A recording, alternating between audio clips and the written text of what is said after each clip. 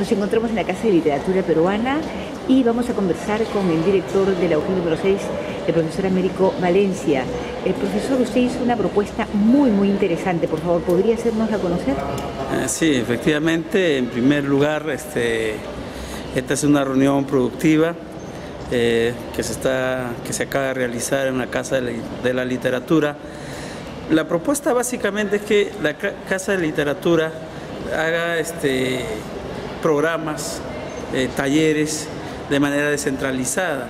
Por ello es que planteaba de que los documentales, cines, conferencias se debería realizar en cada una de las UGELs. Para tal efecto, nosotros como director de UGEL nos comprometemos a brindar todo el apoyo logístico y también coordinar con los docentes de literatura, comunicación, entre otros, para que ellos puedan asistir a este tipo de eventos. Sería magnífico, por ejemplo, que se haga un ciclo de conferencias en la cual participen escritores famosos y también escritores no famosos, para darle oportunidad a todos ellos, toda vez que estamos implementando lo que es la inclusión social.